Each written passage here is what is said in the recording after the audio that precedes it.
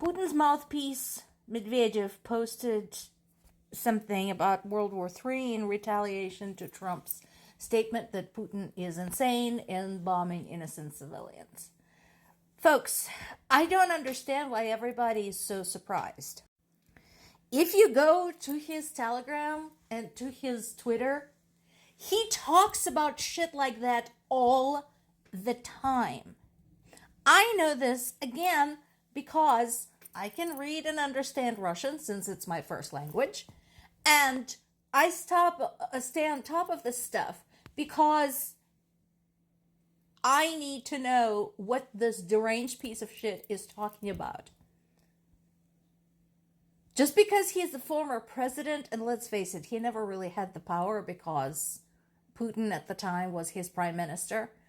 And, just because he has been in the international arena for a long time doesn't mean that he's not a deranged bastard.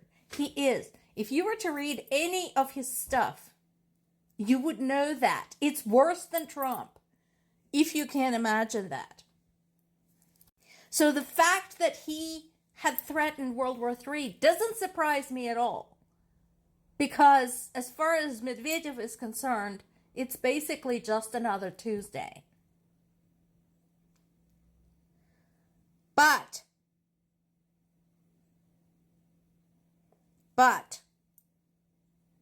what everybody should understand is that the whole idea that diplomacy is possible with Russia, that any kind of civilized conversation is possible with Russia, that idea needs to be jettisoned into space because the answer is no. They're going to keep doing what they're doing because they want to. They don't care what anyone else thinks.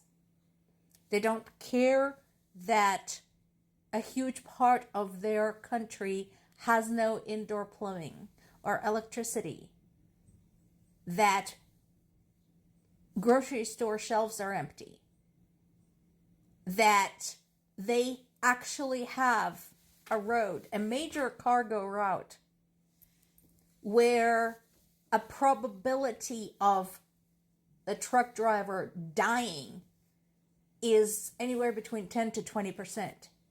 They don't care. So stop playing at diplomacy with Russia. Putin's other mouthpiece, Peskov, immediately tried to downplay Medvedev's statement because he knows that Medvedev is a total loose cannon and he's going to shoot off at the mouth. But what's done is done. The words are already out there. And again, does that remind you of someone else we know? Somebody who says things without thinking, then somebody has to backpedal for him, but the damage is already done. And then later on he says he didn't mean it, it was just a joke. Yeah, you think on that. The only good thing that might be coming out of this is that Trump is getting pissed off with Putin, and that might break them up. So that could be a positive thing. And that may lead to the removal of any and all restrictions that were still remaining from the Biden era, although there are not a lot. We talked about the restrictions yesterday, that over the course of several months, both the Biden administration and European allies have been removing restrictions on all things Ukraine. They just didn't make a big deal out of it because that would be telegraphing the enemy. Now, what this means in terms of getting regular aid, that is a whole different thing. And there's also the big question as to, pissed off or not at Putin, is Trump going to try and keep forcing Ukraine to negotiate now that he had seen that that is basically a completely worthless endeavor? So,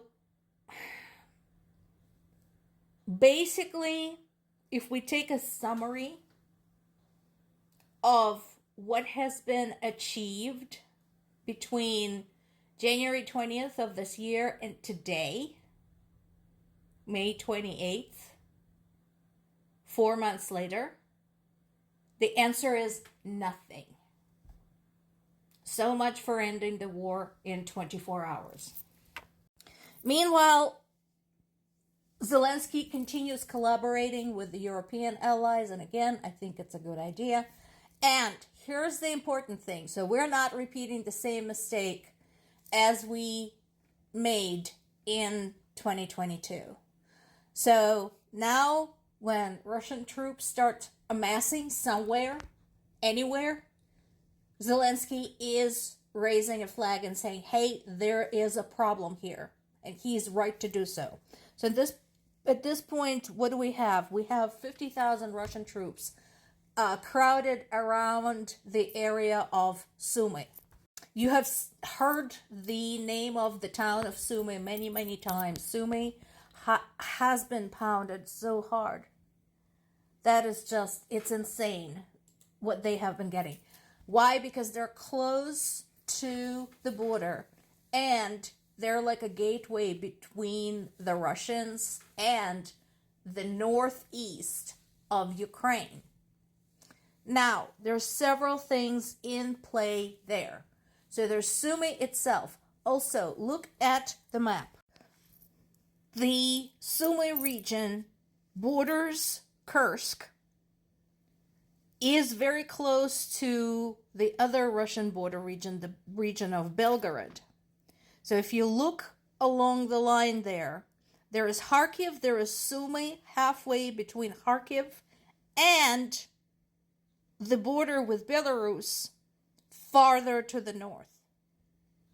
Now, at this point, I don't think we have a lot to fear with Belarus because yesterday, Belarus President Lukashenko had released an admission that some of the most common forms of produce, like potatoes and apples, have disappeared from Belarus, and they're having to buy them from European farmers.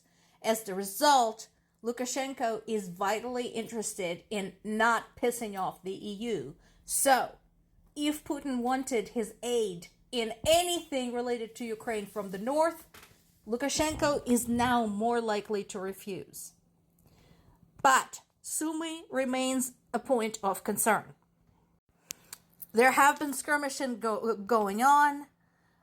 So Zelensky is already preparing a rebuttal to this. And he is still bringing up the conversation about the peace talks. He said he would be willing to participate, but I don't see how that's going to happen, honestly. And here's why. Because again, Putin's condition for any kind of peace, for any kind of conversation, is A, to retain the part of Ukraine he had already invaded. No doubt, with the view of grabbing the rest later. Second point is for Ukraine to abandon aspirations to join NATO and EU. And again, I encourage everybody to set two timelines side by side. The timeline of Russian aggression and the timeline of NATO expansion, and compare them. NATO expansion usually came as the result of Russia's aggression toward its neighbors, including the latest. So, the problem with that is, why should any country be able to tell another country what to do with its political future? Ukraine is a sovereign nation. It has every right to consider its own alliances and what organizations it wants to join. And considering Russia's history, that should be supported. More to come.